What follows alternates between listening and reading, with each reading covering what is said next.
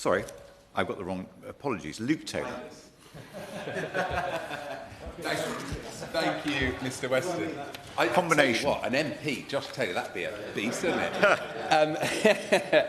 A pleasure to serve. And I thank my friend, neighbour and colleague, the Honourable Member for Carshalton-Wallington, for securing this incredibly important debate.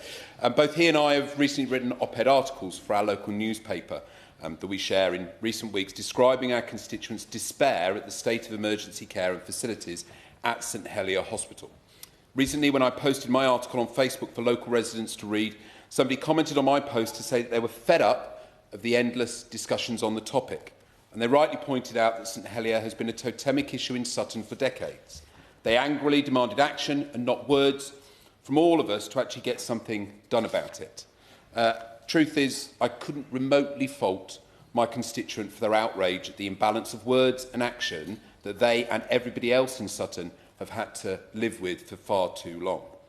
Colleagues, this is what happens when government fails to act.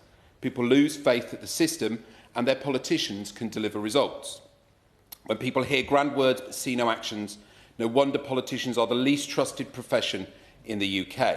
Before I was elected, I was an engineer, one of the most trusted professions.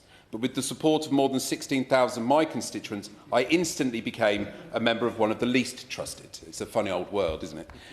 When the policy area at hand is something as visceral as whether or not you and your family can go to your local hospital, safe in the knowledge that they are equipped to care for you properly, that loss of faith is absolutely corrosive to all faith in politics. I will. And the Minister will know the health centre I'm about to mention. It's in East Leek, in my constituency in Rushcliffe. For over 20 years, it has been talked about. There are clinical rooms that are out of action because there hasn't been the appropriate investment. I wonder, would he agree with me, he represents a relatively affluent part of the country, that there is something called building deprivation, where the reality is that health centres aren't in a good enough condition for our constituents, and irrespective of the relative affluence of an area, we still need to invest in our infrastructure. I couldn't agree more, and it's the condition of an asset that then doesn't attract staff, particularly in more deprived areas. The challenges will be greater, and those compounding challenges, kind of borne out visibly through the physical asset, means that everything just becomes much more difficult. So I completely agree with this point. I shouldn't be here making points about political faith and delivery, nor economic arguments as has been made by others. I will make the important case based on the humane and the experiences of my constituents. I recently did a health survey where residents wrote in and told me their stories, one of which was a woman whose husband spent 54 hours in A&E with sepsis, lying on a trolley in a room so small it could have been a broom cupboard. Another in her late 80s who sat waiting on a chair for 10 hours after a suspected heart attack, and another who, unable to sit in a chair because of her pain, had to lie on the floor, crying, waiting for several hours.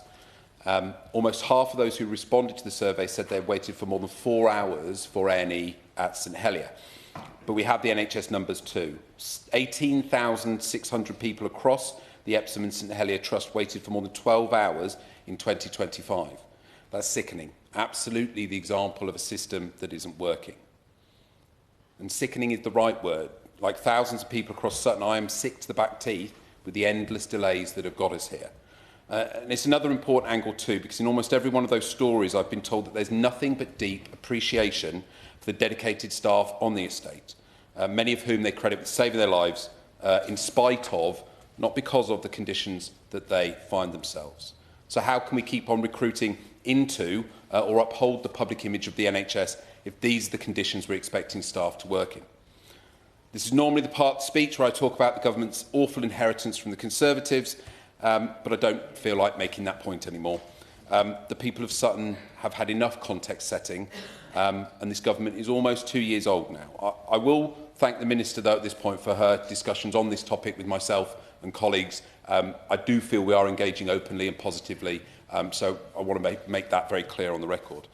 But I close my speech by just asking the government to listen to our constituents, please, and please do provide that money to expand our emergency department.